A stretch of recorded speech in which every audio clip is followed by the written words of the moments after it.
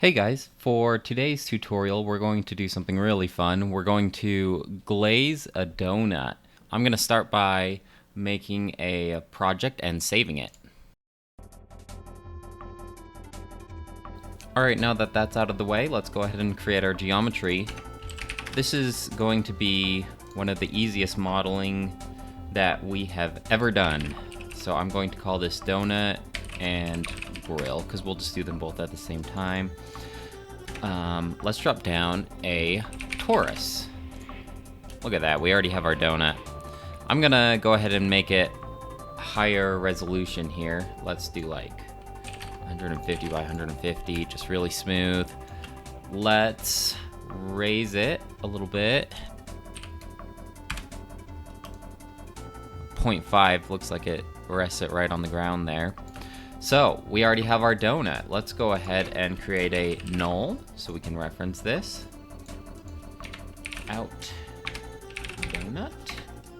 And let's make a rack for it to go on. You know how it's made videos, they just like drizzle the chocolate or the glaze on top and it's usually sitting on a rack. So we'll go ahead and drop down a grid.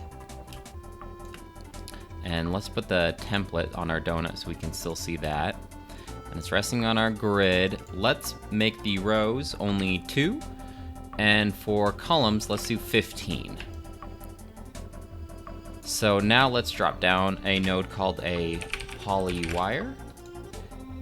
And what a polywire does is, as you can see, it's basically like a poly extrude for geometry, except for lines. It just will, out of all the lines in our grid, it's going to create a geometry.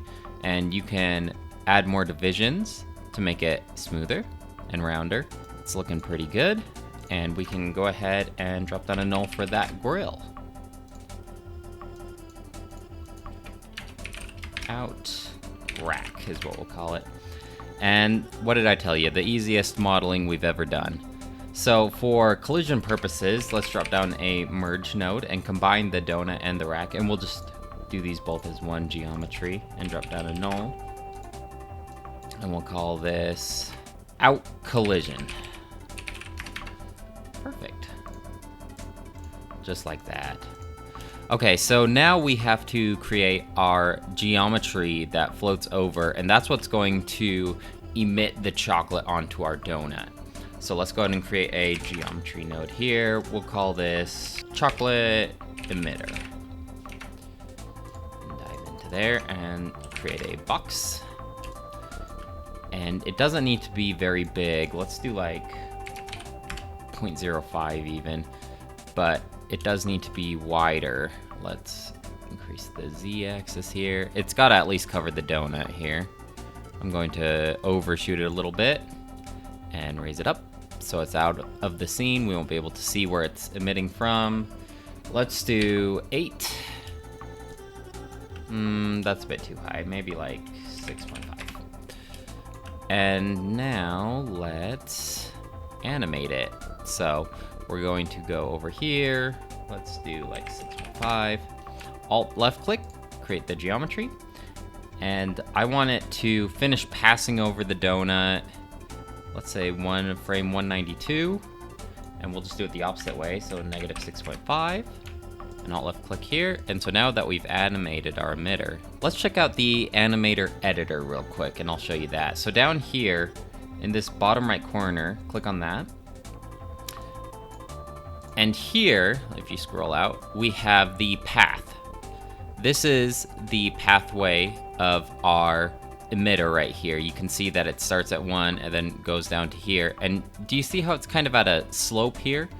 It's because Houdini and most other 3D softwares that I've worked with start out default as an ease in, ease out. So if we imagine this line as the speed in which the emitter is moving, you see it start slow, picks up fast, and then ends slow. But I want it to be just a continuous stream, like a continuous speed as it goes along. So I'm going to highlight my 2 keyframes that I made here at frame 1 and frame 192.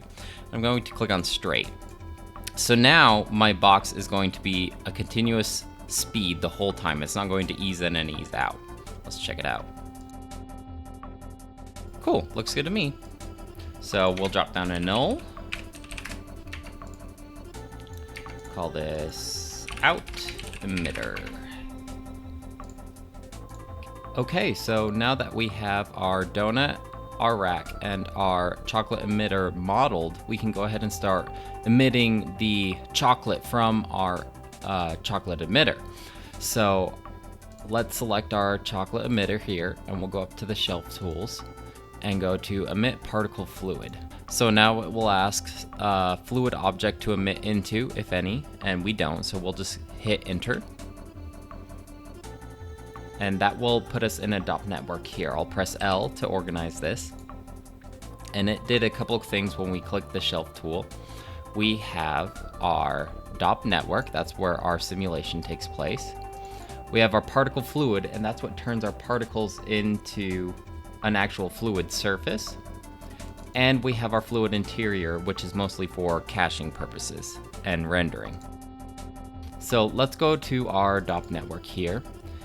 And first thing you'll notice is our box is a lot bigger than what we need it to be, so we can shrink that because everything inside this box is going to be calculated. So if we shrink this, it won't take as long to simulate it. Let me just see where our, okay, so it's coming from there. Shrink that.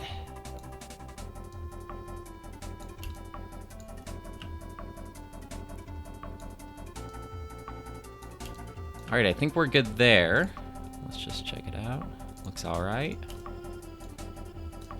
Let's add in our static objects because right now you'll see that the particles are just going to fly through our rack and our donut right now because they're not colliding with them at all. We have to program that in.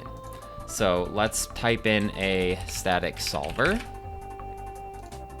and our static object.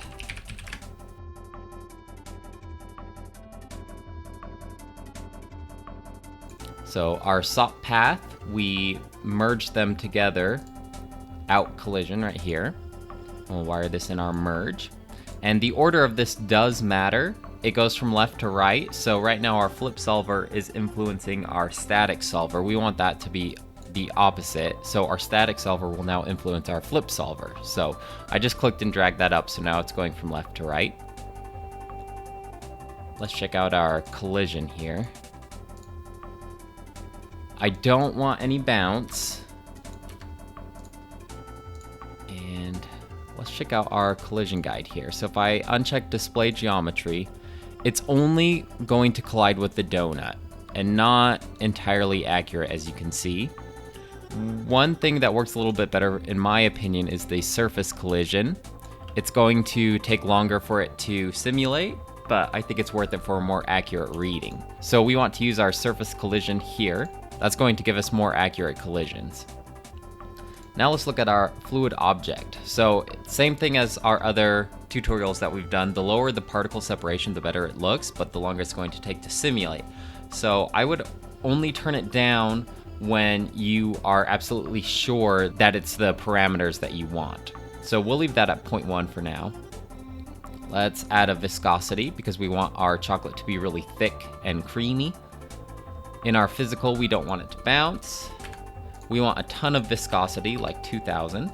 And you can also play around with the density as well to get the look that you want. It's good there. We won't mess with the substeps yet, and I'll go into more detail about them in a second, but for now we'll just leave that how it is. Okay, so let's check out the collisions. We want it to stick on collision because we want it to stay on our donut, and we want it to stick a lot, so we'll do that at 1. Stick bias 1. We're going to lower our tangent scale because we don't want it to roll off of the donut. We just kind of want it to stay on it and just roll around it. So I'm going to lower this a lot, like 0.05. Like I said, we want a ton of viscosity, so let's increase that to 2000 as well. We don't want it to slip, so we'll leave that unchecked. We do want density. And let's increase that to 500. All right, everything else looks good for now. Let's see what this looks like.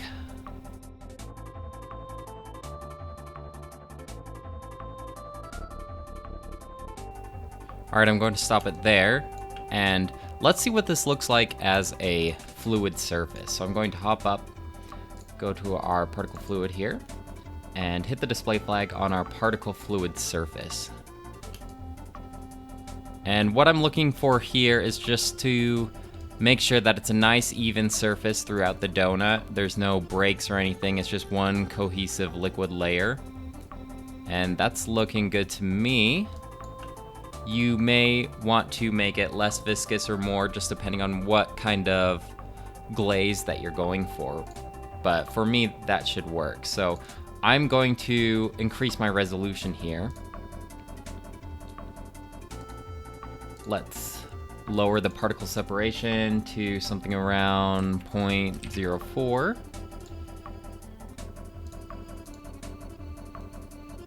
And let me just explain substeps real quick.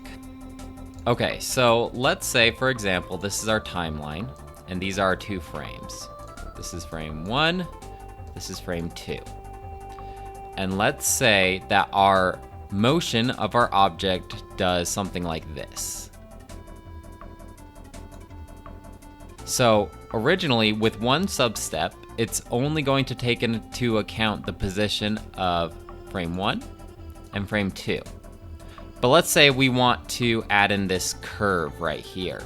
We're going to need to increase the substeps. So with a second substep, it's basically counting as 1.5, frame 1.5. So it's also going to take in the position of frame 1.5 when it does its calculations. But let's say we want it to curve down a little bit. So we're going to add 2 more substeps. 1.25. Sorry, I'm trying to write with a mouse and it's difficult. 1.75. So do you see how the more substeps, the smoother your simulation will look, but the more expensive it's going to take to simulate it. And when I say expensive, I mean using your processing power to calculate the simulation. So that's what substeps do. Right now it's default. The minimum substeps it wants is 1 and the max is 2. So we're going to increase that to create a smoother fluid. Let's say, depending on how much time you have to cache it, let's do like 3 substeps. 3 or 4 should be pretty good.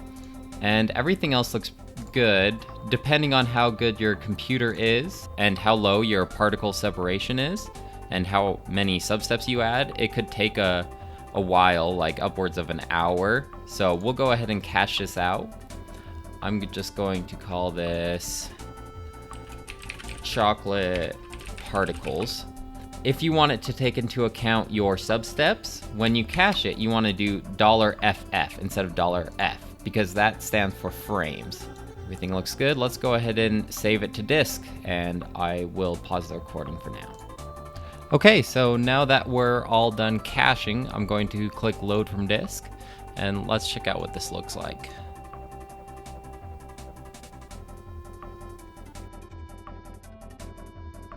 That looks pretty good. Let's check out the fluid surface, see if there's any breaks.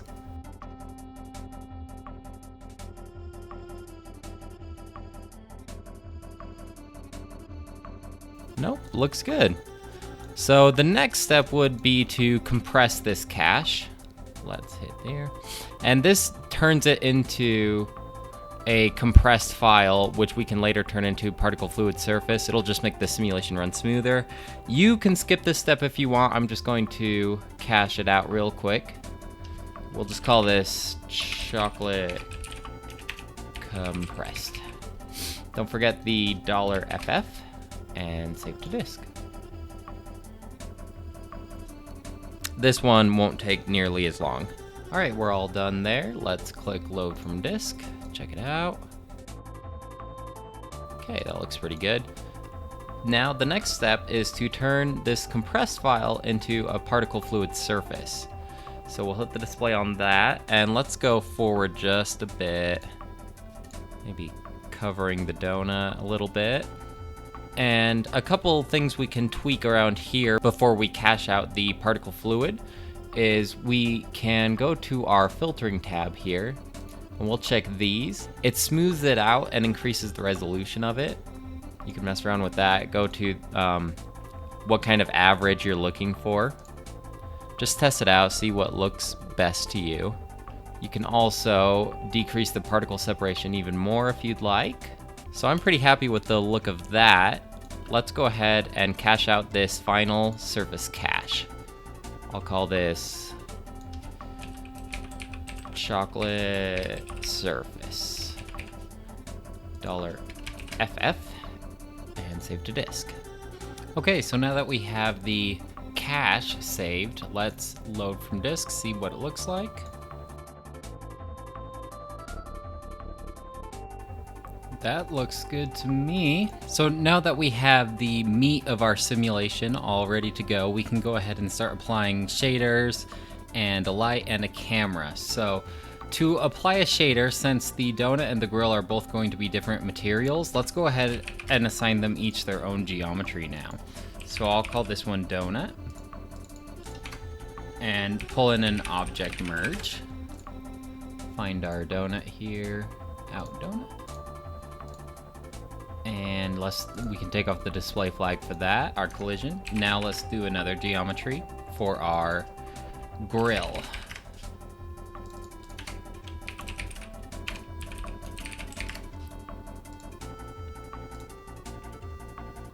Rack, grill, whatever. Okay, let's go to our material palette. And we'll do our rack first. We'll just do it as an iron. Okay, so let's apply the shader to our donut now. We'll just make a custom principled shader here. Apply this. Let's go ahead and apply a light first, because that will affect how our objects look. So let's drop in a environment light and a camera and position this. Okay, that looks good to me. Let's check out our render view. And we'll call this donut. Just drag and drop this onto the donut. Let's make it like a light red color. Maybe a little more brown.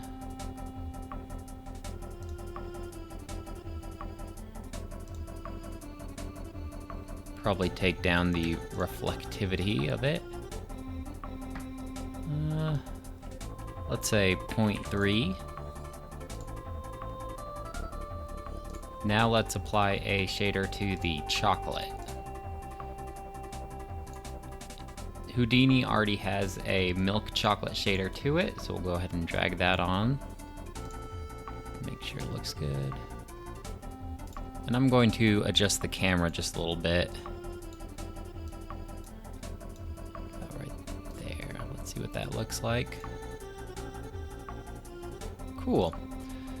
All right, so my scene is looking a little dark right now. Let's add a light background to it. Just call this geo background. Grid.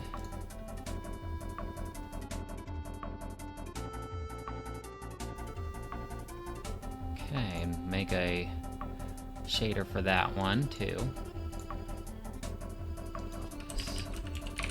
Background, assign it to the background there. Let's see what green. No, something more like a cool blue. Let's check it out. Yeah, that's looking pretty good to me. Okay, now that we have our shaders applied, I think we can go ahead and set up a render for this. So we'll go to our Out tab, and in our mantra node, we can check out rendering. We'll do physically based rendering, 9 by 9. Some things that you might want to look at are the subsurface scattering qualities for the chocolate and the reflection quality for the rack itself. I'm going to move the grill a little bit here by the Z axis just to move it forward. It won't affect our collision because the rods themselves are going to be in the same position. I'm just going to slide the rack up a little bit so it's covering more of the scene. So here, we'll just transform it here. Move it up just a little bit.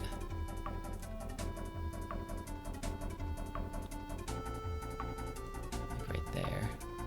And it's still going to hit the same position, it just looks different now. The collision's still going to be the same. Alright guys, well I think that is it for today's tutorial. I hope you learned something. I know I did putting this tutorial together. If you have any questions or suggestions on anything in this tutorial, please let me know because we are all learning together. So if you have any suggestions you can teach me, I'd love to hear it. Otherwise, that's it for now. Thanks. Bye.